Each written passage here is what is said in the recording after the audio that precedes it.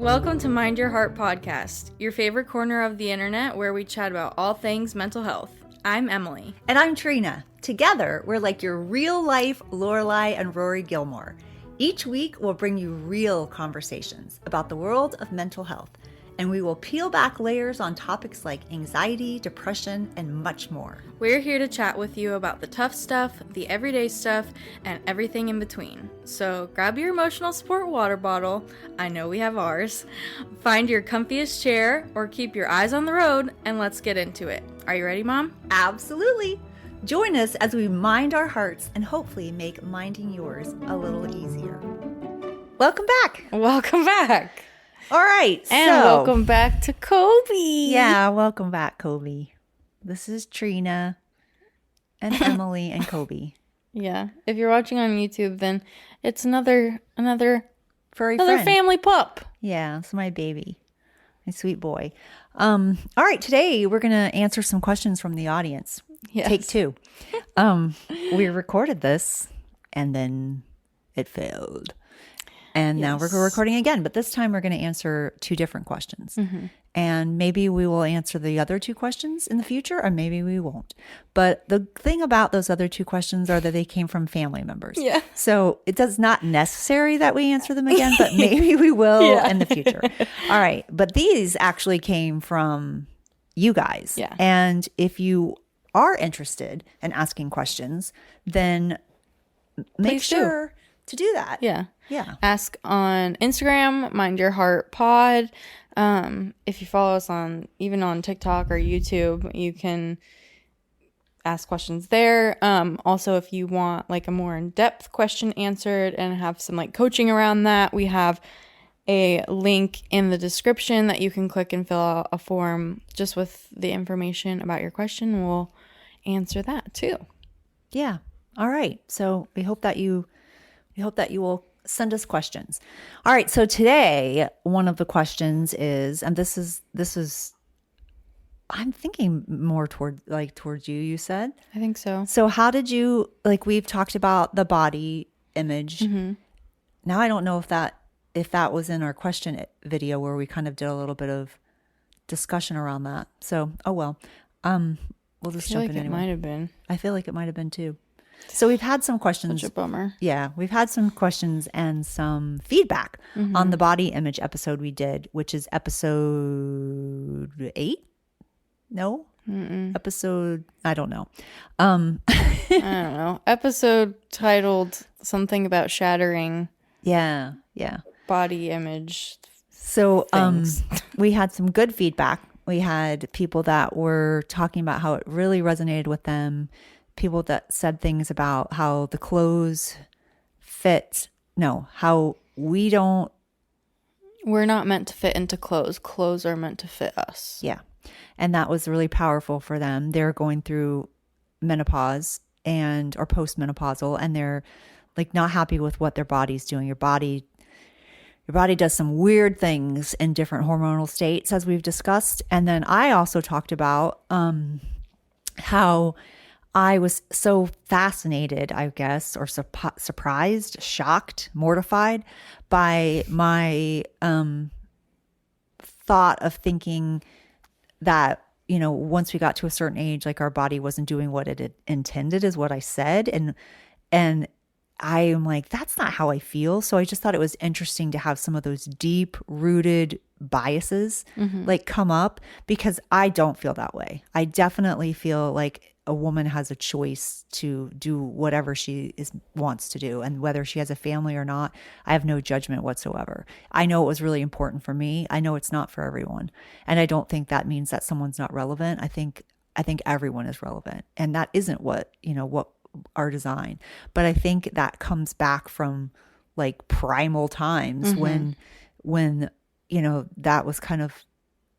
That was the thought. That was the thought. So it was just an interesting aha moment for me. Anyway, so we wanted to answer one of those questions that somebody asked. They asked a further question, which was, how did you overcome body dysmorphia? So I feel like this is a very layered question, because I don't necessarily feel like I would consider myself just overcome like I don't feel like I'm just like totally Yeah. past that. I think that what I would say is that I've learned how to not pay attention to it as much and not give it as much like value as I did before, because I still like look in the mirror sometimes and I'm like, oh my God, like I feel one way or another about myself. That's just, I mean, like, that's pretty human, but also like as somebody who has experienced those things, like it's normal. But instead of feeling that way and then dwelling on it and then not eating and like making choices that aren't good for me, like instead I'm like, okay, I feel this way and like that's normal, and but I don't, that doesn't mean I'm unworthy, it doesn't mean that I'm not beautiful, it doesn't mean that I'm not loved, like it doesn't have anything to do with like my value. And then like once I like kind of start like thought stopping that and then like flipping it to like what I am, it's more like, okay, like, well, that thought about if my body is this way or another, like it doesn't matter, like it's not relevant. Doesn't define you. Yeah. So I would say like it's not necessarily like that I've overcome body dysmorphia. It's just that I've been able to learn how to healthily cope with it versus the unhealthy coping mechanisms that I was doing beforehand. Okay. And and I say this is directed towards you, and I don't know why I would say that, because I definitely feel like this is something that I have experienced myself. Yeah. Where like I'll look at myself and feel shame or judgment towards myself with my body as it's changed through life. Yeah. Like through pregnancy, post pregnancy, through menopause, through life. And have reacted in ways of like not eating or excessive exercise or taken like weight loss aids or something Yeah. like that. So I can't really say that is like a normal or typical or like response. Like I don't think that's necessarily the answer. Not at all the answer. And then even at times when I looked ill to other people, I thought I looked great. So I don't think that's healthy. So I know, I guess that's one of the reasons why I have to kind of attach a weight to it, because I don't know if just by looking or how I feel in my clothes, if I'm on the right track. So I don't think I have to hold myself to, I mean, I definitely feel like I'm working towards like accepting myself and loving myself no matter what. And that I don't want to be defined by weight or how I feel that I look. But it's definitely a growing, like it's a growing, or it's a thing to work through. Yeah, it's definitely like it's a journey, and I also feel like with any like type of like mental health or like mindset work or like just work that you do on yourself, like it's not just like it started down and then started raising up and then you're just good to go. Like I feel like it's just always gonna kind of ebb and flow, and like you'll figure things out in different parts of life. Because like when I was really in the peak of body dysmorphia, I didn't know that I was in it. And I also think like when you're able to recognize that that's something that you do, like that you have, is like seeing your body in a way that it's not like actually, then recognizing that that's the case and being able to pause and kind of notice other things and like recognize other things and give yourself affirmation that you are good the way you are. It is more of like it's a step in the direction of being able to see a little more clearly. Yeah.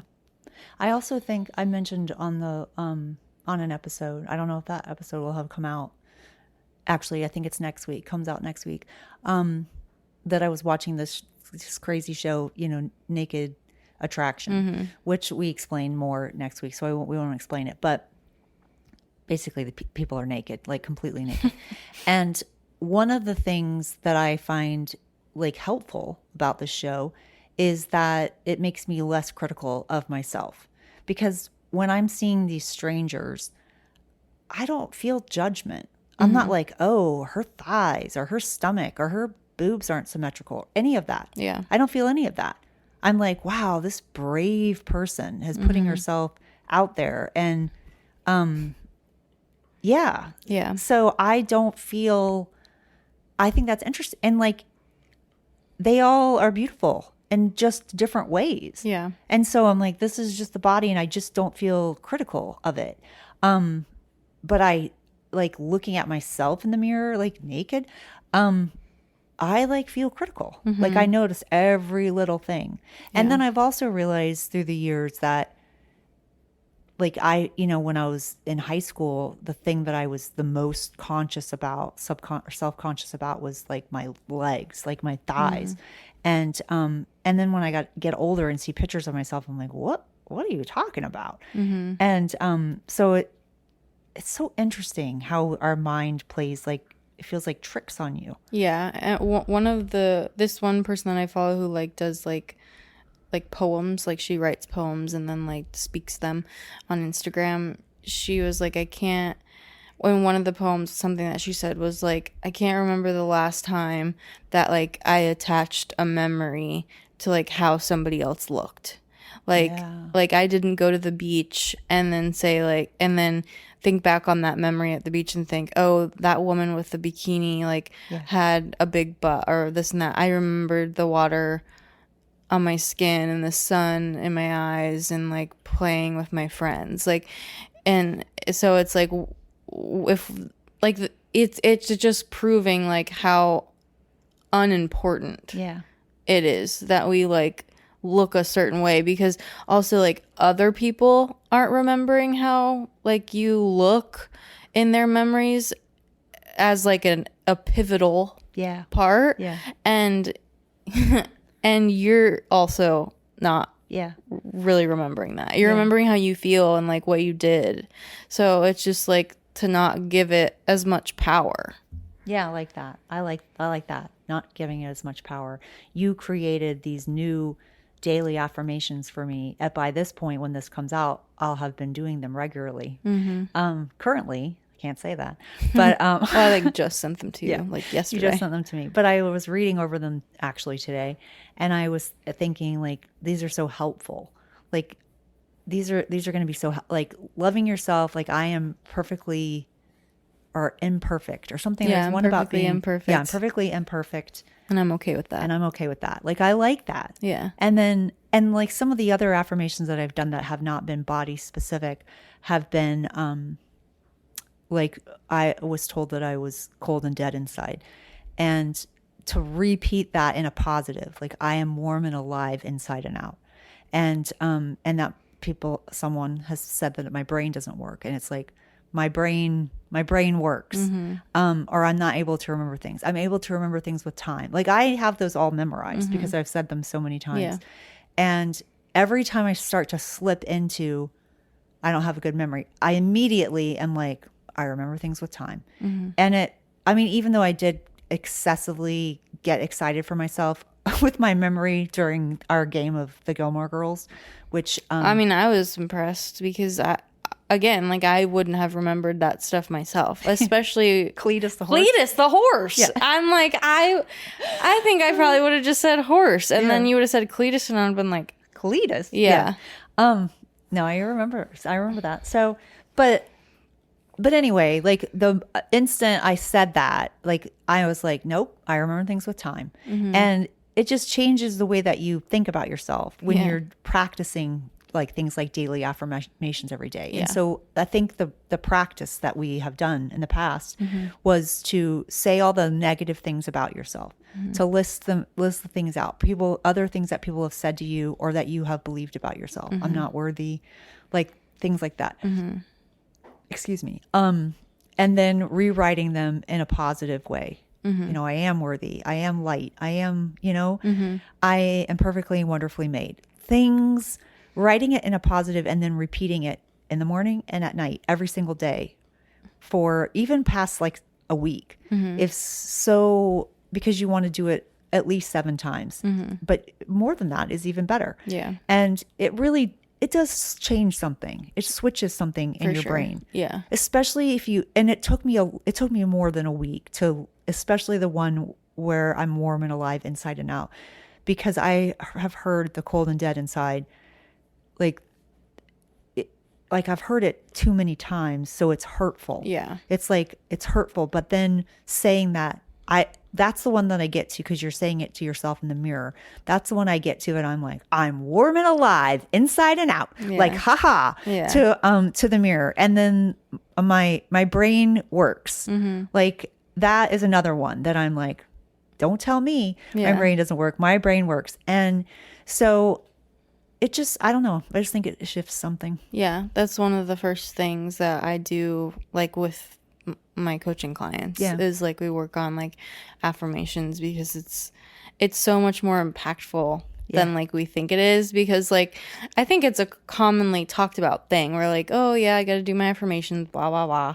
But and even when I was in counseling, like with an actual counselor, she like wanted me to do like mirror work and stuff, and I was like, like I didn't want to do it. It's kind of silly, but it's not. Yeah, but it's so much deeper. Yeah. And also I think the thing that I missed with her in doing that was acknowledging how I felt already. Yeah. Was like, what are the negatives? Let's turn them around.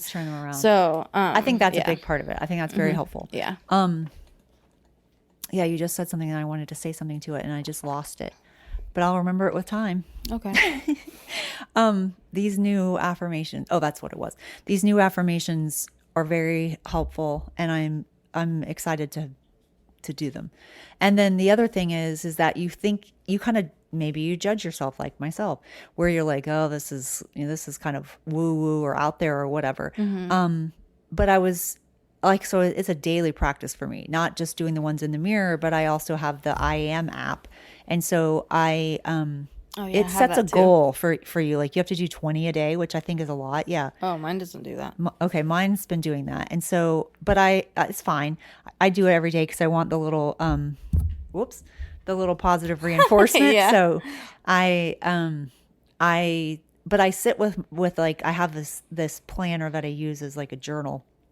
And I write down the ones that really resonate with me. So I record the ones that resonate with me. And then I choose one of the ones that I recorded and put it in a line a day journal. Yeah, that my friend gave me for Christmas. Oh, okay. Yeah, it's like you write one line every day for like the whole year. And it's like a 4 or 5 years. Oh, wow. Yeah, it's like, it's got like 5 different, so it's like 2024, 25, 26, 27, 28. Wow. Yeah. So I'll have all these lines to myself of the day of like a positive affirmation. So so I was doing it the other day and Jackson came down and he's like, what are you doing? Cause I'm like, it's part of my morning. Like I just had my coffee/tea and I'm sitting on the couch with the TV off, like writing. Yeah. And he's like, and I'm like, I don't want to tell him, he's going to think it's dumb. He's a 20-year-old man. And he's like, I'm like, I'm doing my affirmations. And he's like, oh, he's like, what's that? And I'm like positive things to say about myself. That's cool. Yeah. And then he just walks upstairs and I was like, all right. Yeah, that is cool. Yeah, it is cool. So I thought that was, Yeah. All right. Let's answer another question. Okay. All right. So, this is a hard one too. How have you let go of your trauma, and have you fully let go, or is it a process in motion? I feel, I don't know. This one feels layered to me too, because I think that there are things where I feel like healed, but I also think that there are things that, and so I guess like Okay, so when I say like I feel healed from certain things, what I mean with that is that like I feel content and neutral like in my day-to-day. Like it's not something that actively is affecting me every single day. But I think, at least for me, what I think with healing, there are going to be times where like those things come up and like they still may be upsetting, but they don't totally like wreck your whole day or Yeah. week or They don't whatever. derail you completely. Yeah. Yeah. So that's how I view like healing, and I feel like I do feel very like content with like where I'm at with things, like, and like specifically like with the relationship with my dad, like we have a no contact relationship, and like that's something that I don't think that I'll ever be like a woohoo, like I'm so glad about that. But I also know that I'm doing like what's healthiest for me. I know I'm doing what's safest for me. Like I have like forgiven him for the things that like he has done that have hurt me, and I also have like talked through them with professionals, and like I've done like work on them. So like in my day to day, I'm not like upset and struggling, but I do think like on Father's Day, like that's not an easy day for me. Like that feels a little difficult. Yeah. Or like when I watch a movie and like there's like the father daughter dance in a wedding, like I'm like, oh, that sucks. Like I'm not like distraught and torn apart and can't function for the rest of the day, but it's definitely difficult. So I feel like, let me see this question again. So how have I let go of my trauma? I would say, Does it say how? yeah. How have you let go of your trauma? Have you fully let go, or is a process in motion? I think the how would be just like a lot of work. Yeah. I think it's a lot of work. And I also think, and for my case specifically, with it being more about like a person, like forgiveness was like a huge part of it, because like if you're holding on to an experience that is connected to such a negative emotion, like you're never going to be able to move on. You're never going to be able to heal what's broken in you, because holding on to anger or resentment or sadness of someone else does not affect them as much as it affects you. Yeah. And sometimes doesn't even affect them at all. So I think that was like my biggest how, but that took a lot of steps. That took years and years of counseling. It took medication to stabilize like where I was with my depression. It took me having a crazy experience in breath work when I was in Bali. Like I don't feel like this is just like I've been like this for so long. Like this feels like a newer mindset for me. It's a process in motion. Yeah. So I think it always is. The person that asked this question, they kind of answered it for themselves. Yeah. Yeah. I think it's always a process. Like it's just, I feel like with anything, like it's something that will ebb and flow. And like you just get to a point where you feel like you're content with how it's doing that. And you feel safe with yourself when it doesn't feel as easy. Yeah. Yeah. And then you have a support system. So yeah, and you have resources and tools. I feel the same way. Feel similar. I don't think you totally like put it down. Yeah. I mean, because it's trauma. I think it comes back around. Things can trigger it that you don't even realize that that's where the root is.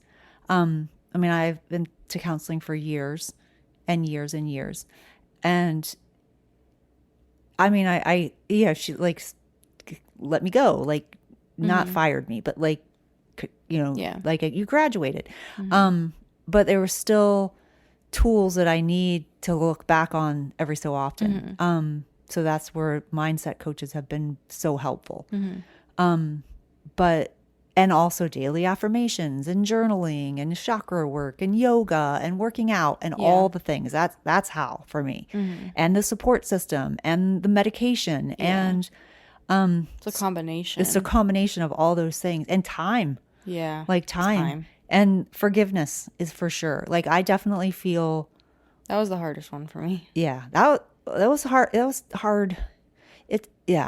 With my dad, it took, I mean, him dying before I was like, I'm ready to let go of this and I'm ready to forgive you, and offering the forgiveness at first for him, and then realizing that it was not necessarily a gift for him; it was a gift for myself. Yeah. It felt like a weight, like that I'd been carrying around for 40 years. Yeah. Was like lifted off of my back. And it was it felt so good. And then with your dad, it was just not doing me any good to be angry, to stay angry and stay bitter and resentful.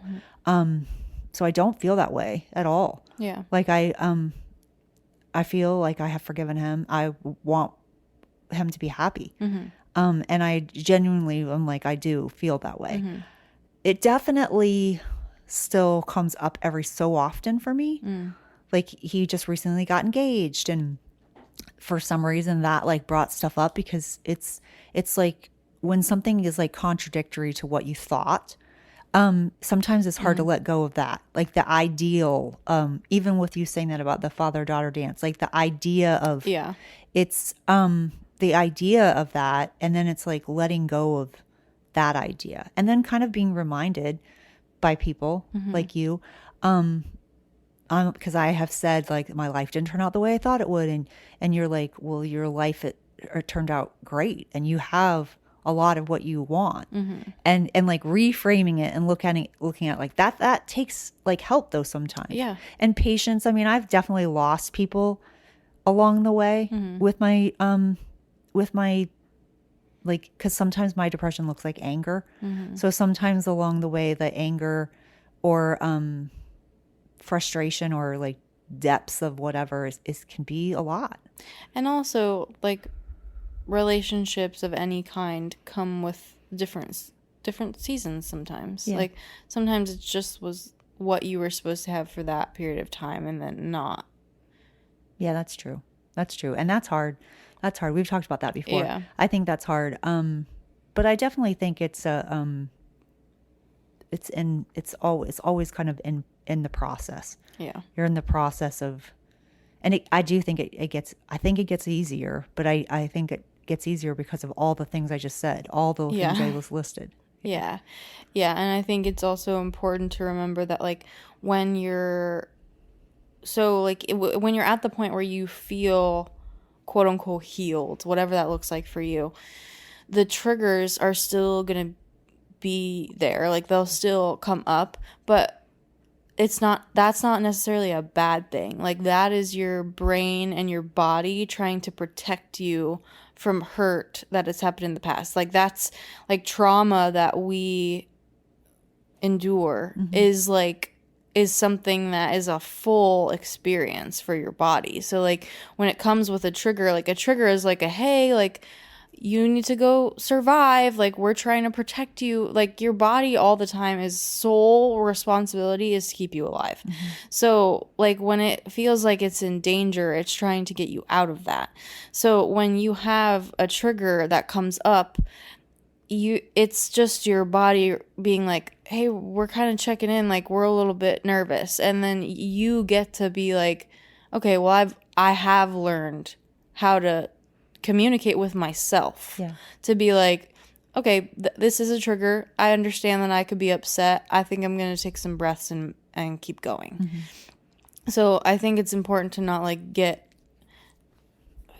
almost like set back, like when you do get triggered, when you feel like you've gotten past that or whatever, like your body is just always trying to protect you, and like sometimes it doesn't feel like that because it acts in a way that we don't want it to. Yeah. But The response feels exaggerated. Yeah. But that's when you need to stop and think there's something that must be more to this. yeah, like why am I actually triggered? Yeah. Like what am I actually feeling? Like, and that's something that Jake and I, like, we talk about that often. Like when things happen where we get into an argument, and I'm upset, he's like, what are you like feeling? Like, why are you upset? And most of the time it's not because like he didn't cook dinner. Like it's Yeah. because I feel like I didn't feel heard, or like Yeah. I didn't feel taken care of, or whatever it is. So yeah, just like noticing those things and like giving yourself more grace Yeah. also comes with time. For sure. For sure. Yeah. All right. Well, we answered some more questions. Yeah. And if you have more, let us know. Yeah. Click the link in the description or keep an eye out on our Instagram stories. And yeah, other than that, See you did next- we did our highs and lows, right? Did we? I don't know. Maybe not. I kind of feel like we didn't. So, did we do them? Can you please let us know? That's all right. All right. We'll skip it for this week. Okay. See you next week. Bye.